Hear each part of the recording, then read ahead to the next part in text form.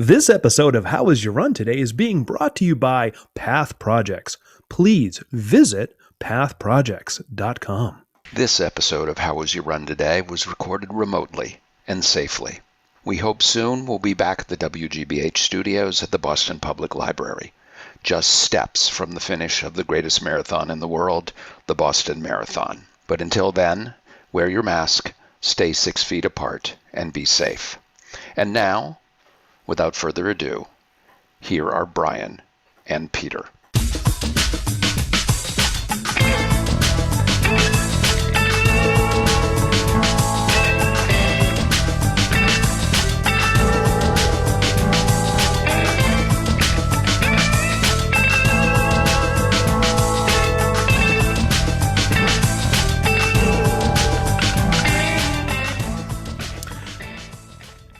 Wow, is that a Grand Marshal I see on Zoom? I see one too. That's so weird. It's like looking in a mirror. It's the big weekend coming up, Peter. Of course, we're talking about the 6th running of the Boston Bulldogs 5K, also known this year as the virtual Run for Recovery and Tribute. We, of course, are the Grand Marshals, and we're going to be out there in the HWYRT team, racking up the 5Ks here and there between May 14th and 16th. If you have not yet registered and want to be on a team, there's still time. You can, of course, go to bostonbulldogsrunning.com. And should you just wish to donate to a worthy organization, you can also visit bostonbulldogsrunning.com/donate. Brian, have you done your stretches? Are you ready? Why do you look so peaked? Have you already run today? What's going on? You look a little sweaty. I've recently received my second COVID vaccination shot. I actually feel fine. I'm not sweaty at all. You're not? No. That may just be a bad connection on Zoom you're seeing.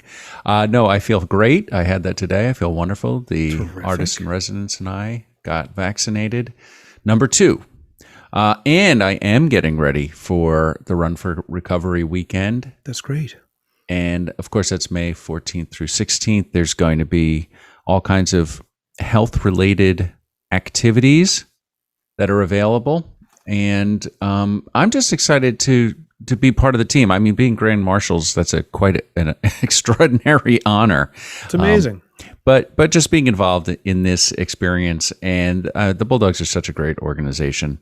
They already have hundreds and hundreds of people who are running and remembering the loved ones and supporting the community through movement and through donations. So, and let me tell you, they're not joking around on the publicity. Not only are we, this 10,000 watt podcast, out there talking about it, they bought. I heard Jerry Remy talking about it on Red Sox the other night. They bought a space there, and I had to pause my TiVo and rewind and play it over and over again. And I kept waiting for the video clip of us, but we never came up. And I'm not. Do I blame Michael Goff for that? I guess maybe I do. What's slow, sweet, and sticky? Michael Goff. Actually, it's molasses. Michael Goff. yeah, maybe. Yeah, maybe. But we're honored, of course, to be Grand Marshals. And again, for anyone interested in more information, it's never too late. BostonBulldogsRunning.com. Brian, how was your run today? Peter, I dragged my sorry, tired legs up and down some steps yesterday. I'm going up. Well, it's funny that I say steps. It has been up and down. I had a great run this week. It's just like that. I'm training for this mountain race. Coach Lori has me. You know Coach Lori. Forged in the frozen north, tempered on the trail, sharpened on the street, Lori is taking her conch shell to the world's toughest foot race. So while she's running thousands of miles every day and sitting in the sauna whenever she's not running in order to get ready for Badwater, she just has me doing more running than I usually do. It's exhausting. I'm tired all the time. But it's funny because some runs are good. Like, remember I told you I tried that endurance run the other day, last week, and it humbled me completely. I got about 5 or 6 miles in, and my legs were just shot. Yeah, you were a little baby man after that one. I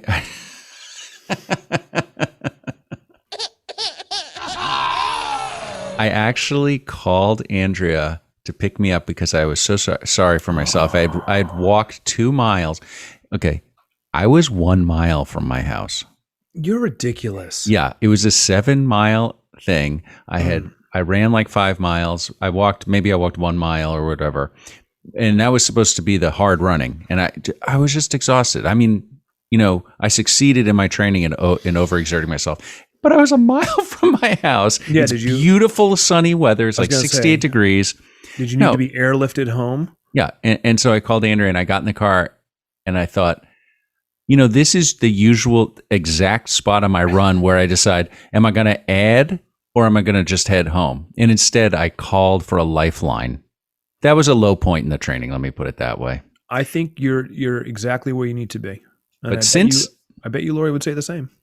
I think so. And since then, I have done that same training run again, and it was great. I actually enjoyed it.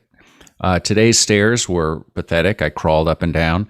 And so I think tomorrow's run will probably be fine. But, we're a few weeks out, so I'm psyched. So, a 5K for the Bulldogs this weekend will be just rolling it. It'll just roll right into what I'm doing. I think that's great.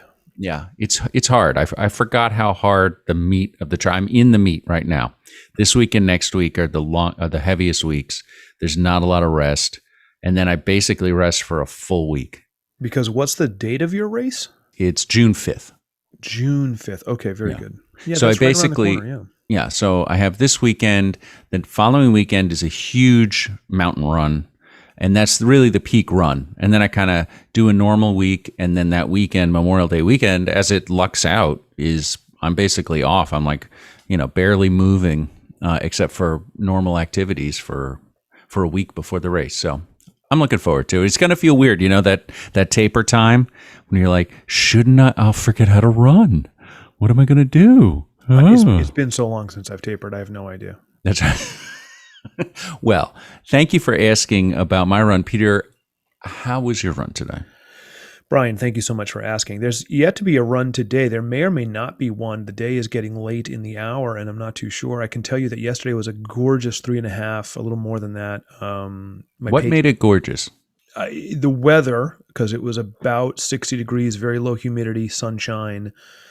But also my pace. My pace is starting to come back a little bit from, 12 and a half minute miles down to about 11 minute miles. And I think that was one of the first full 5K pluses where I didn't take any walk breaks whatsoever. My body's getting used to the idea of like, yeah, you used to do this a lot, man. You remember. Mm-hmm. And everything was just clicking. It was just one of those days. I did it in the morning, and I forget that that's really where my best runs always are, is in the morning. And today, I've yet to do it. I did get a 1 mile walk in, which will matter a little bit later on in our discussion with friend of the show, Chris Heisler. There's a reason why I walked at least 1 mile today, but let's not say too much about that just yet. So overall, pretty good. The weather on the horizon is looking pretty good, and I am in this place where, just going for a run when it feels right, and on rainy days or whatever, hopping on the spin bike, or I'm just trying to stay, active to the tune of 4 or 5 workouts a week. And it's making a difference in my mental state and just my overall health, I think. Well, that's why we do it, right? I think that is why we do it. Well, Peter, you mentioned Chris Heisler, and it's been so long. It's so long since he's been on the show. Certainly, I think the last time he came on our show, he brought Olympian Jared Ward with him. I can't believe that was the last time, but that's very possible. And he's a good friend and so positive and brings so much energy to the table. And he's got a new little venture that he's working on that we wanted to talk about, which is really all about jogging and bringing jogging back into sort of the zeitgeist and back into the lexicon. And his company, in conjunction with Knob Creek, has been reaching out to bartenders to sort of make physical awareness, physical fitness awareness, sort of a thing for a community that has been hard hit by this pandemic. And, you don't always think of bartenders as the running type. So they're going a different way with it. And they're saying, what's wrong with jogging? And absolutely nothing is wrong with jogging. And let's talk about what jogging is. And we do all those things and more in a very intriguing little chat with him. Would you like to go listen to that chat now, Brian? Let's go.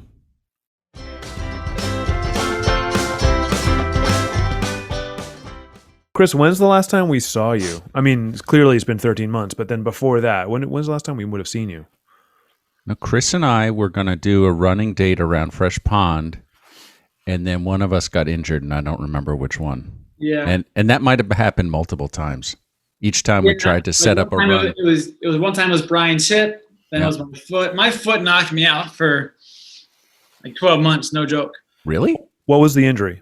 Undiagnosed still, but there's a new bone mass in my ankle. It was just bonkers. Just makes me appreciate again when I can just go out and jog or run or both, whatever it is, without pain. It's a different experience now. Mm-hmm. And I'll forget that in 6 months when I have 6 months under my belt. I'm like, all right, I got this.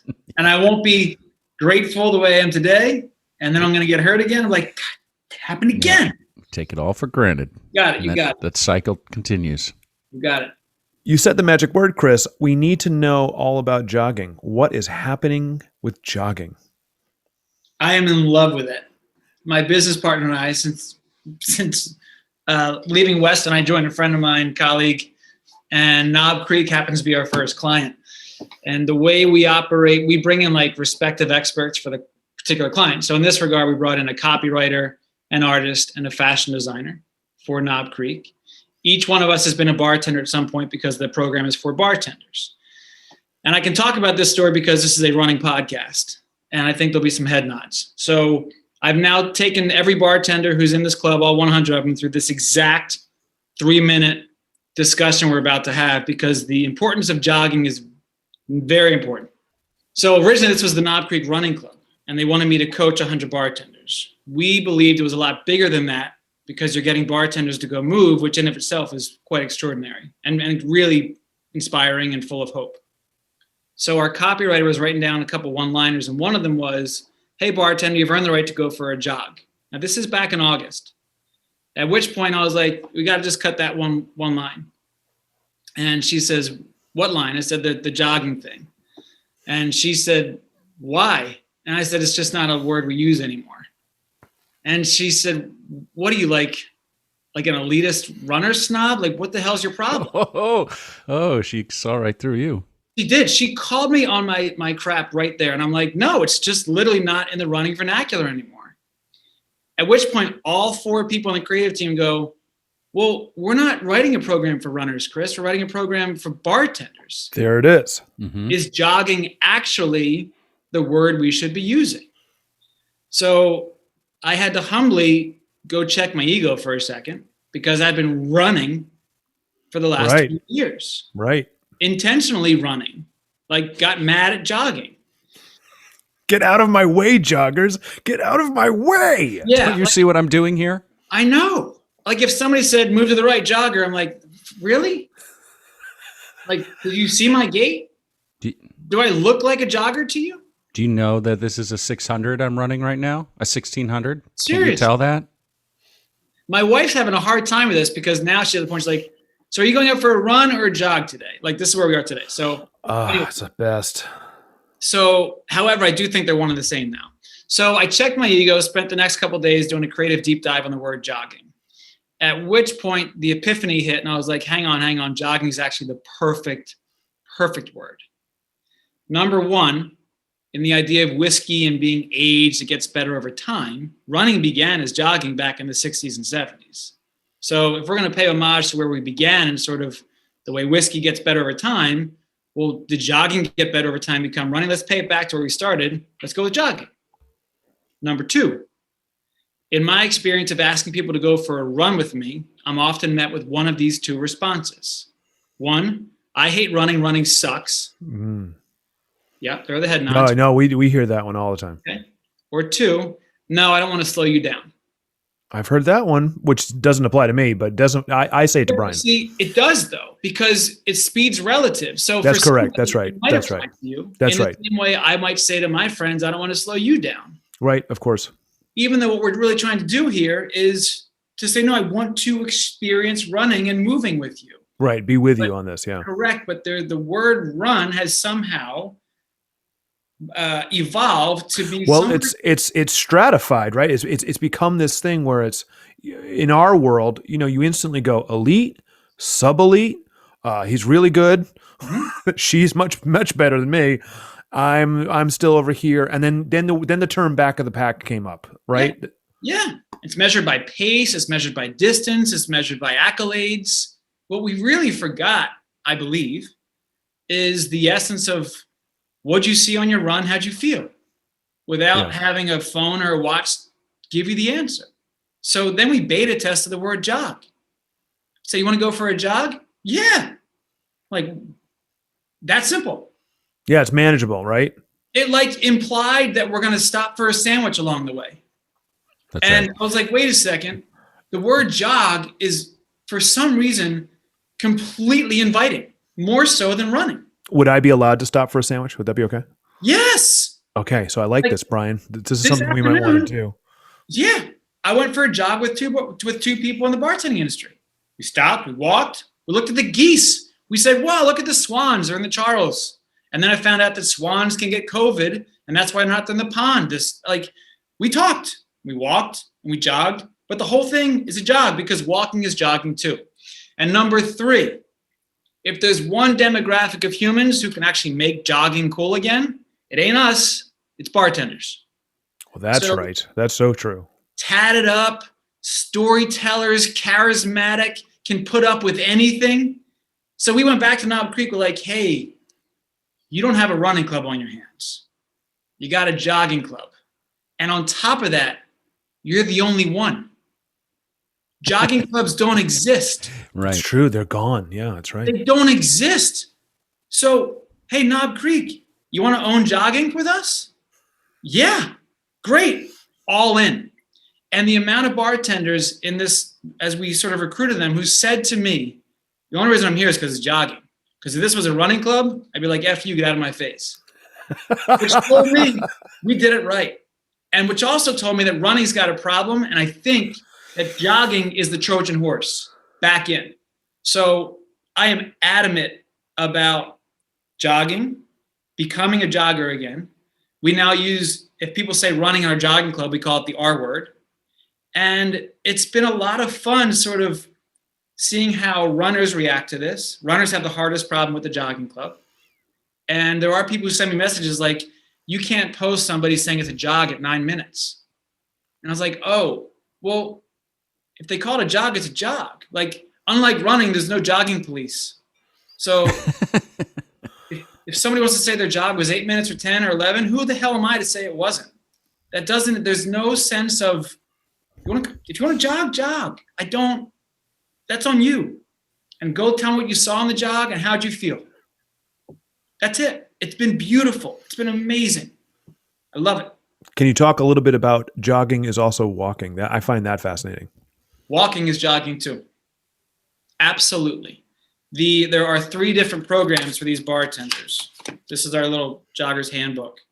And the 9K bartender is somebody who's been like sedentary for quite some time. So their first 4 or 5 weeks is 80% walking because rule number 1 is you can't get hurt. So yeah, walking is jogging too, 100%. What is the age range, would you say, of these bartenders? 25 to 50 at the top. But you're talking about some people who really have not had any kind of activity other than standing on their feet, which is a real job. I mean, moving kegs, doing all Absolutely. that's work. But they're not out there doing club work, meaning like health club or training for anything. They're just the people who work. This is what we do.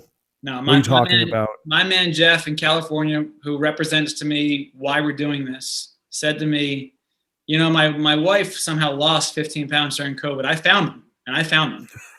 And if I had not come across a liquor brand who is trying to tell me to get me to go move, and it's not called running, I wouldn't be doing this. I've got 2 girls. I want a reason to go move again. I've been sedentary for 10 years. I'm in. And this, to me, I got chills when he said it. Rule number 1 is don't get hurt. Rule number 2 is you can't quit. Every bartender eye to eye said they're not going to quit. Great, and don't get hurt. It's extremely humbling to see people on our Strava club.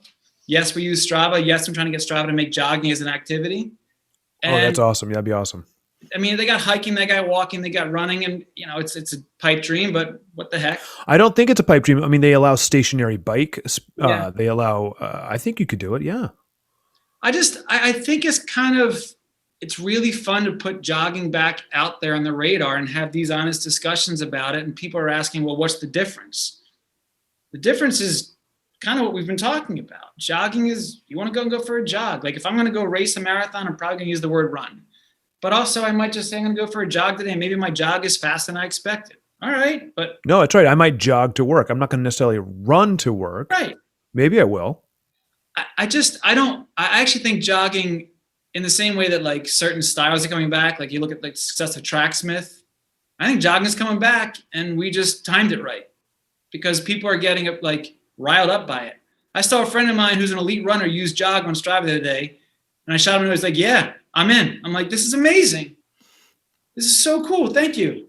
And now we're in the middle of the month of May here. What's happening for the month of May? You mean for the jogging club? Yes. Or are you talking about the mile a day? Yeah, that's what I'm talking about. That's what I thought. You are in. I think you're number 84. I love it. I'm psyched because today, for example, as I mentioned earlier before we started, that I did spin first thing in the morning, and I'm like, that's not going to count as a mile. So just before this, it does for what it's worth. Oh, it does? I didn't know the rules. So I knew walking counted. So I went for a quick 2-mile walk, and I was like, I'm just going to bang this out. So, but I'm way in. So wait, spin would count? Yeah. Last year I was a really big stickler and it had to be a run. Yeah. But the jogging things changed your brain. Everything. 100%. I love it. Because I kind of give Brogan and Boyne some credit here too, because, when they started November Project, there are other grassroots things that came up, and I always would like poke them. Like, did you see that? Like almost trying to like rile them up. Like, you see they're trying to copy you. And to their credit, they never once demeaned it, because all they wanted was get people moving. So right, whether it happens at November Project or Barry's boot camp or wherever, it doesn't matter. We believe in movement to make people feel well. And I believe that's what I've been in the business of for the past 20 years. So who the hell am I to tell you who's went for a spin today that those miles don't count for a mile a day in May? They 100% count. At the end of the day, particularly given the state of our world right now, if you can find the energy and motivation to move on any given day, kudos to you, 100%. And I hope that attitude, which is not mine to own, it's been one that's sort of been passed on to me, can be passed to other people. Like, we need to have each other's back more. If there's one major thing I've learned, it's that. Chris, do I now need to change my favorite mantra to be a better jogger, be a better person? I remember that. No, man, not at all. I think it still applies, though. Maybe it applies even more. It might apply even more. What's the experience like? So for you, you have these 100 bartenders who are sort of your key group. Are you getting on planes and flying around and jogging with people? Are you doing it remotely? Are you jogging with anybody in the group locally? Today I did. Yeah. I have aspirations to go meet some of the people. Like, we have a pretty large West Coast contingent, but there's 4 Knob Creek ambassadors around the country, and they're in charge of their respective teams of 25.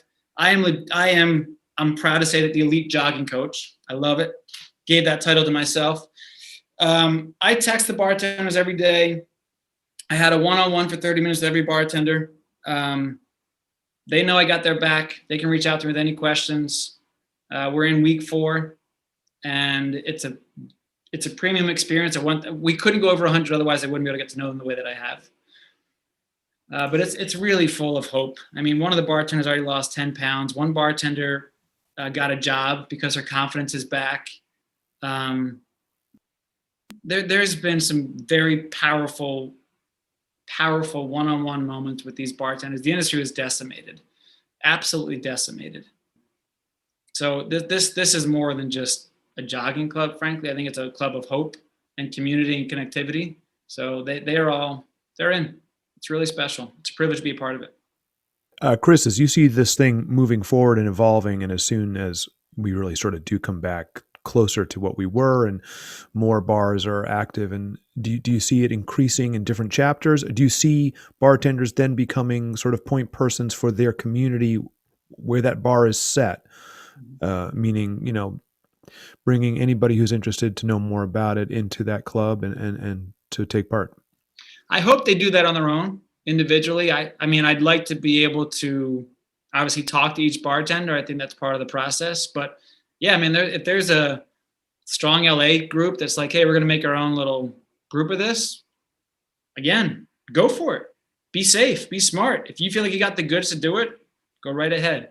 I have aspirations to make a round 2 of this, no pun intended. Like this is too much fun. And too many bartenders have said we need something like this because the environment they work on is certainly not that conducive to a healthy lifestyle when you look at sleep patterns and just what they're surrounded by. So kudos to Knob Creek too, saying we're going to give you this because we want you to be well. Yeah, talk a little bit about that, Chris. So, bartenders often can be vampires, right? Because they are up all night and they go to bed at 4 o'clock, 5 o'clock in the morning, sleep till noon, or later, and do it all over again. Some 5-6 days a week, some 7 days a week, some only on weekends. And then they have other daytime jobs. What have people told you about as things start picking up and they are picking up regular shifts and they're, back to work in full weekends and things like that? How do they see jogging and sort of the positive experience they're having roll into not back to normal, because no one knows what that means, but into the future? We're only 4 weeks in, but I do know there's some bartenders are like, hey, I had to miss the past 2 days because I had 2 doubles. And the last thing we want is the program to add stress to their lives. So I'm like, all right, great. 2 days won't hurt. Just pick up where you left off the next day. Their steps. I mean, one guy told me the other day, like 18,000 steps at work. He's like, I was going to say, just like if you're a bar back or it's delivery day on a Thursday night or something like that, you're putting in a lot of steps. Were you a bartender? No, I've worked in food service though. Oh, because you're dropping the language pretty casually. Am I? Yeah. He did a big Wikipedia thing just before. That's why he was late. He just wanted to bone up and drop some verbiage, and then just so it would sound legit. I scooped ice cream once. I guess that kind of counts. Well, when you add, when you make it a sundae, it's like adding stuff. It's and making a milkshake. I don't know if that counts, but I did that for one summer. Yeah. Any food service work, you're going to be picking things up and moving them around and getting steps. You change the canisters of syrup and the soda machine. Those things are pretty big. Yeah. You do the grease trap out of the fryer. That's disgusting. That is disgusting. That's a lot of work. I dropped one of those on a full one on the floor once. Everyone hated me. What's your audience been up to in the pandemic? How much are you guys engaging with your audience?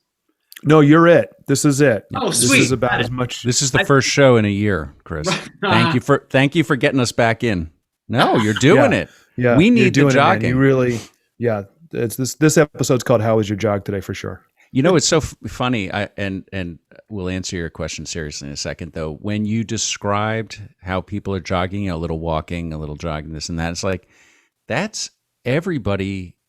Even every serious runner coming back from injury or from time off, and it's like, but the mindset difference is for me anyway. It's like, why am I walking so? You have to force yourself to walk as you're trying to run, and then if you can reverse it, it's just so much more fun, and you're so much kinder to yourself. Well, let me ask you this, because after doing sort of the intakes of all the bartenders, it was pretty clear who the runners were and who the joggers were. I mean, it was really apparent. You mean just from the data?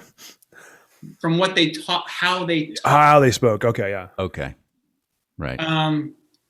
And the only reason I can say these things is because I identified with them. It wasn't like I'm looking at them with judgment. It's like, I can remember that period of my running when that's how I thought about running. In the same way, 10 years from now, I might rewatch this and cringe. That's just sort of the journey of an athlete. But joggers, if you were to ask a jogger, how was your jog today? They're not going to tell you their pace. They're not going to tell you their distance. They're going to tell you, oh God, I had a shift last night, and then I had a cup of water before I got out, and then I got outside and I saw this gigantic dog, this big slobbering dog. It was awesome. Anyway, I went a couple blocks. I think I got lost out there, and yeah, I mean, it was fine. It was fine. I'm going to have lunch in a little bit. Anyway, so that's the jogger's response. I asked a runner, how was your run today? Well, I hit my splits. I mean, I had a little bit of a twinge in my IT band. It's been acting up a little bit. And I finished at like 6.92, and you know how I got to get to the 7.0. So I ran down the street a little bit more, and I came back. Oh, and I God, it's not funny. My Garmin, my effing Garmin, it wasn't tracking. So when I went to like upload it in Strava, it wasn't even there. So I sent an email to Garmin because that was because that 7 miles got my 150 for the month. And I don't know. It's fine. Like I probably could have gone better, but I think I need new shoes. I'm going to go to I think I might just get off Amazon. I know I should go to a local retail running shop, but that's the difference. That's 100% right. And that's okay. Like I really don't want to sound judgmental here. I'm literally telling you my experience of talking to runners and joggers has been very eye-opening for me because we care the most about our runs. We really do. But the conversation is a lot more fun if I hear what happened around. Right. That's so true, though. We're the only ones who care. And I mean about our own self. Like, we don't. Yeah. Do you know what I mean? But if I were to say, hey, I went for this jog and I saw this cool red-tailed hawk and it took a poop on me, but that was okay because I was able to get to the thing I wanted to get to. But I also saw 3 people I knew and we waved from across the river and it was great. And it was a good time. But I would never describe my run like that. That's exactly right. That's exactly right. And I had the frickin' watch thing happen to me on my walk today because I walked like a runner. I walked like a runner. Look, I do too. I'm not trying to come across like Mr. Miyagi here. Like I had my 3-mile walk yesterday. I was like, I'm getting 3 miles on my walk. Like I'm not finishing at 2.98. And I did a little bit extra loop in the parking lot. Like I don't want this to come across as I don't do any of those things. I'm just trying to analyze it and an really important observe it. It's really thought-provoking and wonderful. And, it's just been a phenomenal experience to hear bartenders the way I get to. That's terrific. Brian, it's not too late to sign up for Mile a Day. Really isn't. We actually had somebody came in 20 minutes ago. They're number 87.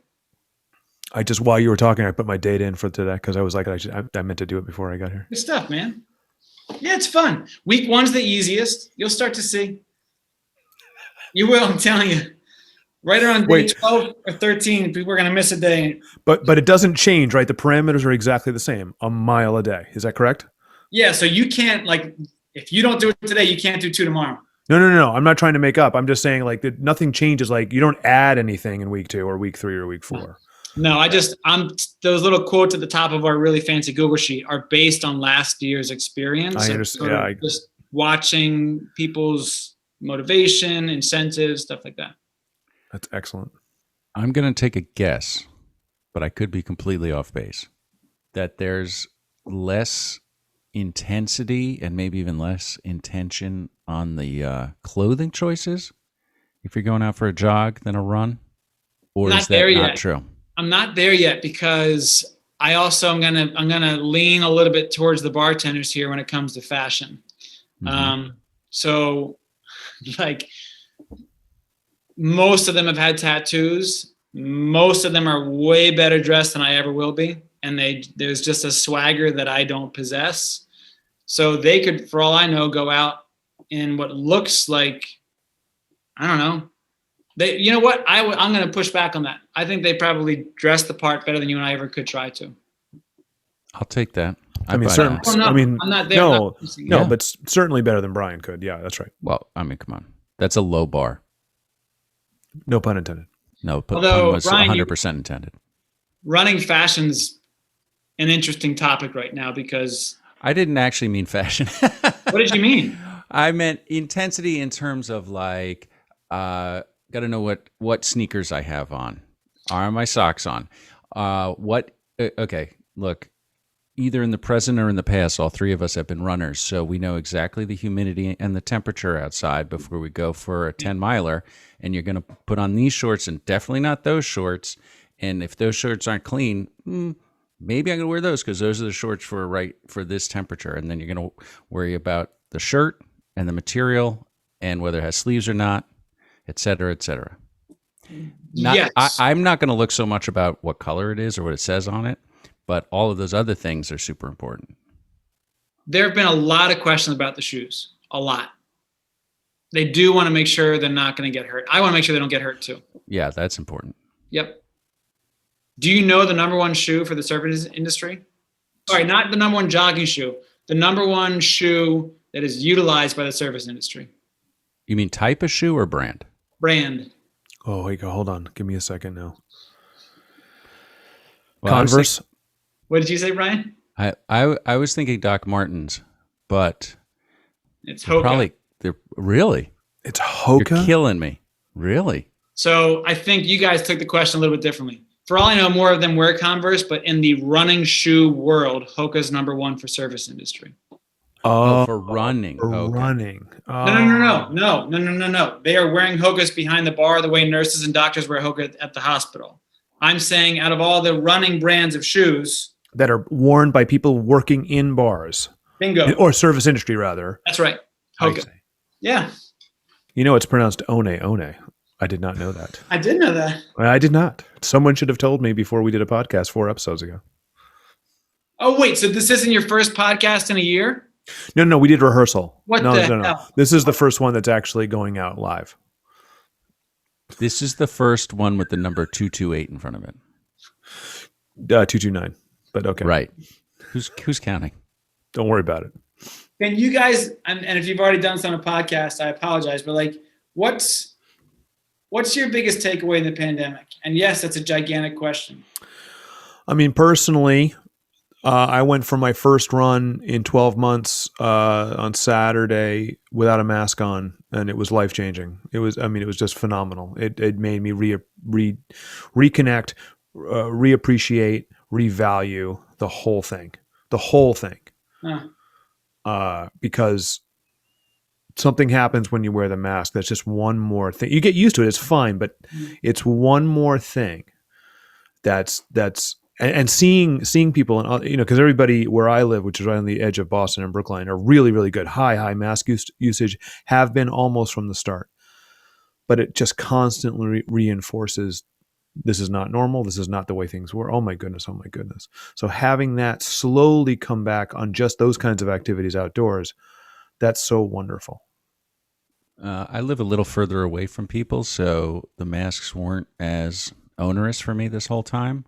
But for me, I found that I missed people, but somehow I didn't miss races. So I created some made-up events for myself, and on each one, sort of invited one person to come and run an ultra with me, and so did that 3 times, and that was huge.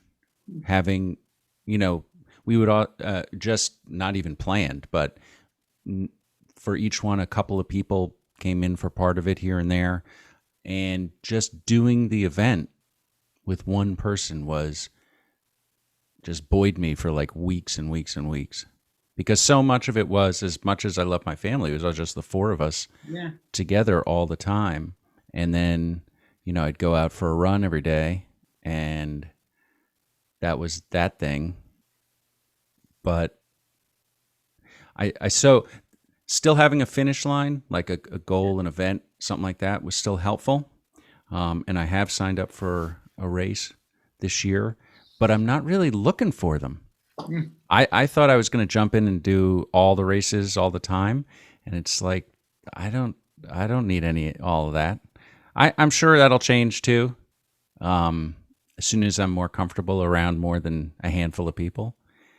But those, I'm actually going to carry those 3 events as something really special, and never ever would have happened if it weren't for the pandemic. That's really cool. Yeah. You sound like a jogger. We had a race series reach out and see if they could get race bibs for the joggers. I said, sorry, joggers don't race. So true. Yeah. You don't need you don't need a tracker. You don't need an RF chip or anything. No, you're good. No, I mean, they're all striving for a certain distance, but Yeah. there's no race for them. It's like, go jog your 9K, 12K, or 15K in a spot that has sentimental meaning to you. And then you're done. I think the other biggest change in particular to this show and our experience with it was just before the pandemic hit, like the 4 or 5 months that led up to it. We were on a big streak of having guests like yourself come to the library and talk with us in person, and then have Hortians, our listeners, come and sit live and actually see what we're recording that Saturday, you know. And it was usually after people had gone for a run, whether it was a run club or whatnot. And that loss of socialness, we did a large Zoom thing in December to help Millinocket. So we held our Crankle 2K virtually, and we had like a live thing that had, gosh, we had like, how many people did we have on that, Brian? Like, I can't remember. 50? We had like 12 guests and 2 musical acts. It was crazy. Yeah, we had like 80 people watching, and it was the closest we could get to virtually. Some things translate and some things don't.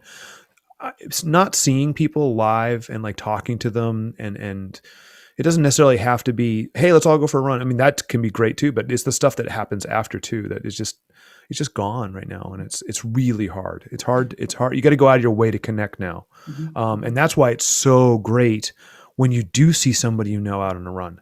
Like it is like, oh my gosh, this is wonderful. That's a really good point, Peter, because Boston's a special city for that too, because you know, more than likely, there's always going to be people running around the Charles or whatever other running route in Boston you're going to be on. And depending on how involved you are with other groups and other people, you're probably going to see somebody you know out there. I mean, there was a point where I was seeing Jonathan Levitt like every other time I went for a run. And we'd high five, and it's like, oh, Boylston Street again. Oh, on the Esplanade. Oh, here. And I'm like, it was, I mean, because that guy was always running 24/7 anyway. But also correct, yeah. That's a great poll right there. Like that is the one guy I was like, yep, that makes sense, because he must be running 24/7, and everybody sees him everywhere. Right. Multiplicity. And that I really miss. Are you saying there's more than one Jonathan Levitt? I think there's one that lives in Colorado. I think you're right. And there's one that lives in Boston still. Unless he times his social medias to launch later. Like, I don't know what he's doing. That's yes. Or there's a pneumatic tube between here and Colorado. Yep. We're aligned. Very good. Chris Heisler, how can people reach out to you if they have any questions about this? I got the easiest name to spell. So just, send me an email. Sounds like Chrysler, but not spelled like Chrysler. Best way, social media, Instagram. Peter and Brian are going to put it in the show notes. We sure are. It's just at Chris Heisler. And if you spell it wrong, that's awesome. It's fine. Chris, what's on your hat? Yeah, what is on your hat? It's our company logo, Brontosaurus. Let's talk about your company for a quick second. What does your company do? Storytelling.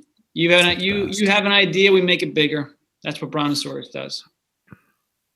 With a focus on film and emotions. But yeah, Knob Creek's a really good example of that. They wanted to make a running club. We said, let's spend some time on this. And we come back, we make it a jogging club, and we use our experts. It's a ton of fun watching people do what they do best. Like the artist for this who came up with the logo, Boston-based. He is just absolutely brilliant. Fashion designer out of Brooklyn. Unbelievable. Copywriter out of San Francisco. She's fantastic. And that's been one part of this job that's been really cool. Not that I wasn't surrounded by that at Weston. I certainly was. But when it's this tight of a team, we have a really cool, fun new project. And you get to really witness people do what they do, that they love and they're good at. It's really special to watch that.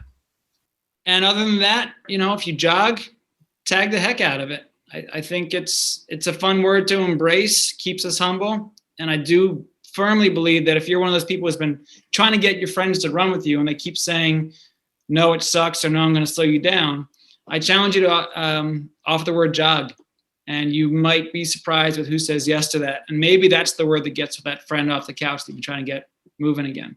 And that's what this really is rooted in. We can't forget that. This isn't like, oh, wow, we're trying to, I don't know, get press for jogging. I think, sure, that's great. It's a great side effect. But at the end of the day, this really is rooted in trying to get more people moving and take care of themselves. Can't forget that. Thank you, Chris. You're welcome.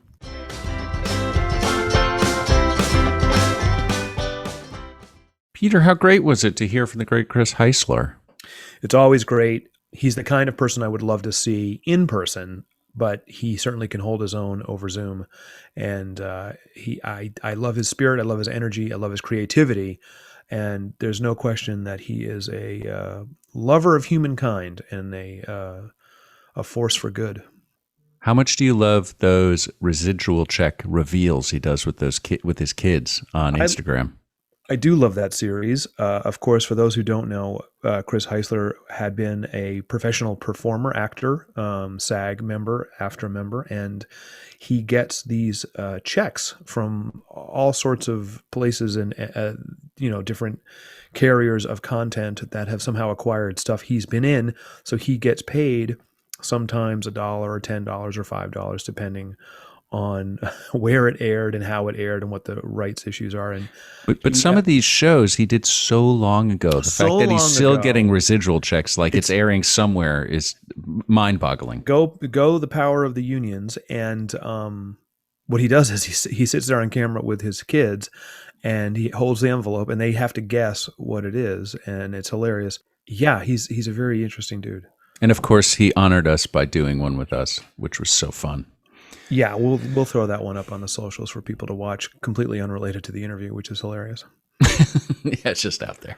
So thank you, Chris, and everybody else, get out there for a jog, because why not? Peter, after you jog or run or whatever your activity is, it's a good thing to do, and we've been talking about this for years. I'm going to tell you what it is. It's called stretching and most likely foam rolling. Of course, because you know what day just happened on May 11th? It was National Foam Rolling Day. Which I didn't know was a thing. Well, neither did I.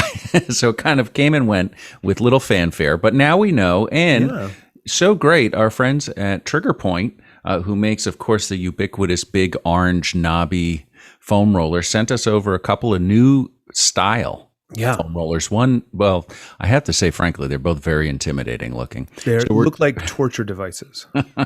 Which, I mean, the traditional foam roller is bad enough. So we're going to see how these work. And I think we in the future may even talk to somebody from Trigger Point. But, foam rolling has saved my legs, I have to tell you. I don't do it enough, but I should do it more often. And I'm excited to try out these new things. And we'll share what we find with you. If you don't hear us screaming, we won't need microphones. No, just open your window and you'll hear the wails of the foam rollers. When I'm working that right calf, that's nice and tight all the time now.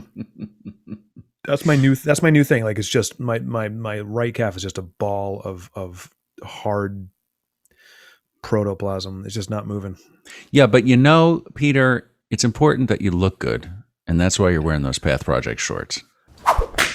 Hey, I do wear the Path Project shorts, and I wear the Path Project hats, and I wear the Path Project pullover with a hood because I love them.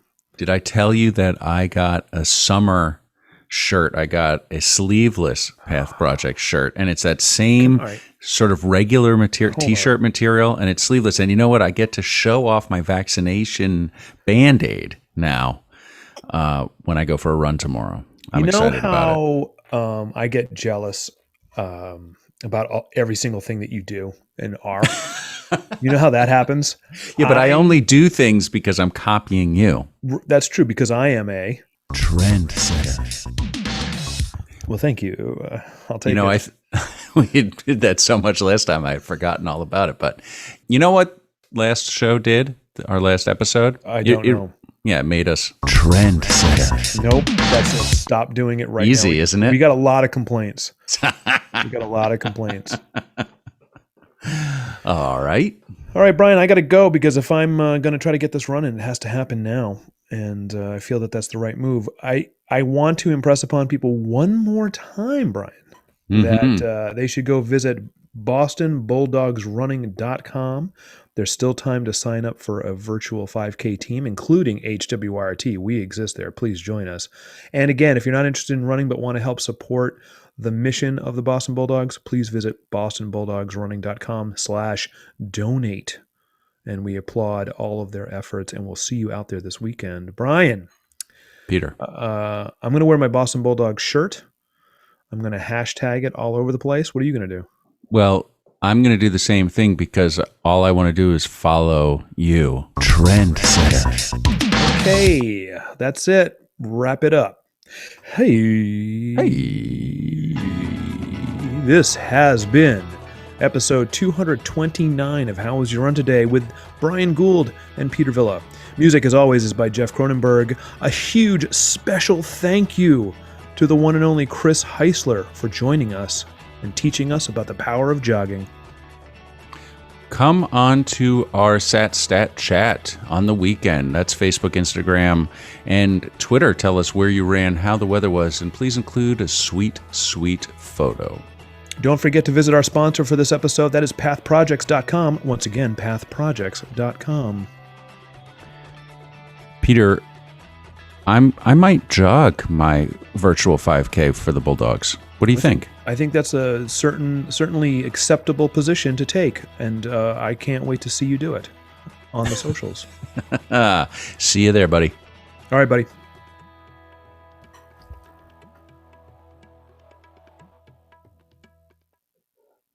Beep. I don't know, but I've been told that Brian doesn't know how to do this. I've never done this before. It's like reinventing the wheel. It's episode 229. We did that whole thing and there wasn't one leg warmer joke. You're an idiot. Thanks. That's why I'm your side man. That's exactly right. Brian, how was your jog today? It was actually fartlex. I love fartlex. It's so funny. It's the gift that keeps on giving. Trendsetter. It caught me by surprise. I was not ready. Mm-hmm.